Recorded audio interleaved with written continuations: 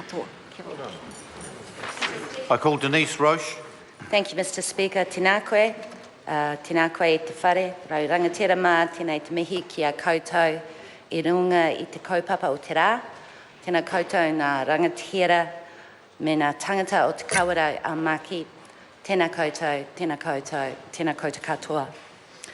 Mr. Speaker, it is my privilege to take this call for the Greens to speak on this final part of the Treaty Settlement Bill for Te Kawerau a Maki. It's a historic day, and I want to acknowledge all the people of Te Kawerau a Maki who are here with us in the House today, and those who are at home watching the proceedings. I recognise that these proceedings today represents decades and decades of struggle over generations to get to a point where Te Kawerau a Maki can finally start on a future with a better economic footing and an apology from the Crown that will help them to heal from the past injustices. So I want to acknowledge those who signed the deed of settlement on behalf of Te Kawerau Iwi Settlement Trust. Te Warena Taua, George Taua, Hāmuera Taua, Miriama Tamariki, Nārama Walker, while also acknowledging that there are many who have worked on this settlement for years and years. And I'd like to acknowledge the negotiation teams from both sides. But I'll also take this opportunity to acknowledge those who passed away during the time that this settlement was negotiated and settled. Tēnā koutou I a koutou tini mate, nō reira haere e nā mate, haere ki te kāinga tuturu o te mātua I te rangi, haere, haere, haere. And so to return to the issue before us, te hunga mate ki te hunga mate, te hunga ora ki te hunga ora. So the settlement and legislation represents an act of enormous generosity by the people of Te Kawerau a Maki. It is some compensation for the huge losses of land and the economic basis of a people, going right back to just after the Tiriti o Waitangi was signed. And those losses were sustained through dodgy actions of the Crown, who created laws to disenfranchise the people from their land and from their economic base. We have to acknowledge that the financial redress comes nowhere near compensating for the huge land losses. This includes vast Crown purchases in the 19th century from places like Mahurangi and Omiha, from Mangatawhiri and Tawharanui, and from West Auckland, including the beautiful wild beaches, South Kaipara and the Upper Waitemata Harbour. These are just some of the areas where Te Kawerau a Maki were alienated from their land. The cultural, financial and commercial redress amounts to $6.5 million and a contribution to the establishment of a Te Kawerau a Maki marae.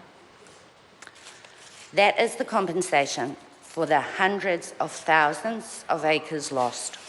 And by any measure, we have to acknowledge that it comes nowhere near a full recompense for what was lost. But we also acknowledge that this was the best deal that Te Kawerau a Maki could negotiate at this time.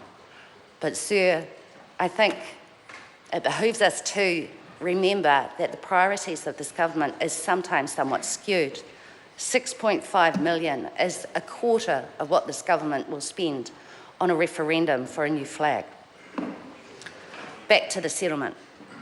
Further cultural redress includes the vesting of 9 significant cultural sites to iwi, to the right of first refusal over some land, and it re-establishes in this legislation and reinforces the kaitiaki status of the iwi in their rohe. And I just want to acknowledge, like others have before me, the relationship that Te Kawerau a Maki have had with the Waitakere City Council and the councils before that. And so I'd like to acknowledge up in the gallery Sir Bob Harvey, the former mayor of Waitakere, and also the former Mayor of Rodney, Penny Webster, who's now an Auckland councillor, and of course to Councillor Al Filipina. It's great to see them here actually as a representation of the genuineness of that relationship on both sides. So I said earlier that it is a privilege to be involved in the select committee and speak on the settlement bill in the House, and I maintain that. I am an Aucklander. I have the rare privilege of reading the history that was outlined in the settlement deed of Kawerau Maki. I was born in Te Kawerau Maki Rohe. I was born in Helensville. But sir, until this deed of settlement came to the House with the legislation, this was the first time I was aware of the full history of the people of the area. And I regret, sir, that that is the case for many New Zealand who are unaware of the losses suffered by iwi in the area where they now live, all over Aotearoa. And worse, there are some who resent the settlement process. And unfortunately, there's still those racists, there are racists, who would refer to that $6.5 million in financial redress as a gravy train. Any reasonable person would not agree with that. Clearly, there is more effort needed to educate the citizens of Aotearoa, tangata tiriti, who need to understand what went before and how they fit into the full picture and the full history of Aotearoa, New Zealand. Sir, it is my duty to record and to place on the record that the Greens do not believe that the settlement is the full and final settlement. We've looked at the compensation. It's clearly not a full compensation. And in future generations of Te Kawerau Maki would be bound by this agreement.